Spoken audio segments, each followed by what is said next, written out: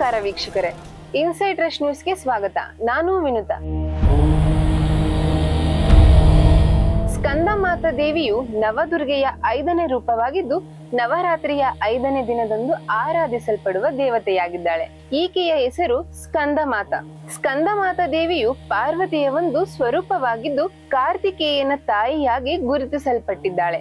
ಈಕೆಯ ಆರಾಧನೆಯಿಂದ ಭಕ್ತರಿಗೆ ಶಕ್ತಿ, ಸಂಪತ್ತು, ಜ್ಞಾನ ಮತ್ತು ಮೋಕ್ಷ ದೊರೆಯುವುದೆಂದು ನಂಬಲಾಗಿದೆ. ಪೌರಾಣಿಕ ಕಥೆಗಳ ಪ್ರಕಾರ ತಾರಕಾಸುರ ಎಂಬ ರಾಕ್ಷಸನ ದೌರ್ಜನ್ಯವು ದೇವತೆಗಳು, ಋಷಿಮುನಿಗಳು ಮತ್ತು ಮಾನವರಿಗೆ ತೊಂದರೆಯಾಗಿತ್ತು.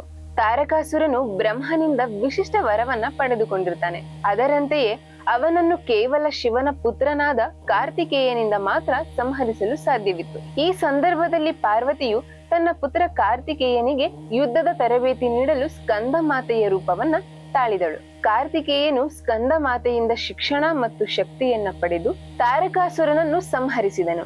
ಈ ರೀತಿಯಾಗಿ ಸ್ಕಂದಮಾತೆಯು ತನ್ನ ಪುತ್ರನ ಮೂಲಕ ಧರ್ಮವನ್ನ ಸ್ಥಾಪಿಸಿದಳು. ಸ್ಕಂದಮಾತೆಯ ರೂಪ.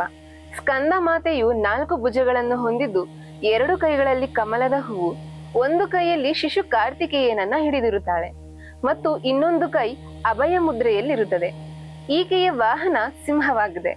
ಇದು ಶಕ್ತಿ ಮತ್ತು ಧೈರ್ಯವನ್ನ ಸಂಕೇತಿಸುತ್ತದೆ. ಕಮಲದ ಹೂವಿನ ಮೇಲೆ ಕುಳಿತಿರುವುದರಿಂದ ಈಕೆಯನ್ನು ಪದ್ಮಾಸನ ದೇವಿ ಎಂದು ಕೂಡ ಕರೆಯಲಾಗುತ್ತದೆ. ಸ್ಕಂದಮಾತೆಯ ಆರಾಧನೆಯಿಂದ ಭಕ್ತರು ವಿಶುದ್ಧ ಚಕ್ರವನ್ನ ತಲುಪುವರೆಂದು ನಂಬಲಾಗಿದೆ. ಇದು ಶುದ್ಧತೆ ಮತ್ತು ಆಧ್ಯಾತ್ಮಿಕತೆಯನ್ನ ಸೂಚಿಸುತ್ತದೆ. ಸ್ಕಂದಮಾತೆಯ ಆರಾಧನೆಯಿಂದ ಭಕ್ತರಿಗೆ ಶಾಂತಿ, ಸಂತೋಷ, ಸಂಪತ್ತು ಮತ್ತು ಜ್ಞಾನ ದೊರೆಯುತ್ತದೆ. ಈಕೆಯನ್ನು ಶುದ್ಧ ಮನಸ್ಸಿನಿಂದ ಪೂಜಿಸುವವರಿಗೆ ಸಂತಾನ ಭಾಗ್ಯವೂ ಕೂಡ ಪ್ರಾಪ್ತಿಯಾಗುತ್ತದೆ. ಸ್ಕಂದಮಾತೆಯ ಆರಾಧನೆಯು ಭಕ್ತರ ಮನಸ್ಸಿನಿಂದ ಒತ್ತಡ, ಭಯ ಮತ್ತು ದುಷ್ಟ ಶಕ್ತಿಗಳನ್ನ ದೂರ ಮಾಡುತ್ತದೆ. ಈಕೆಯ ಪೂಜೆಯು ಕಾರ್ತಿಕೇಯನ ಆರಾಧನೆಯನ್ನು ಕೂಡ ಒಳಗೊಂಡಿರುವುದರಿಂದ 2 ದೇವತೆಗಳ ಆಶೀರ್ವಾದವನ್ನು ಕೂಡ ಬೇಗ ಪಡೆಯಬಹುದು. ಧನ್ಯವಾದಗಳು.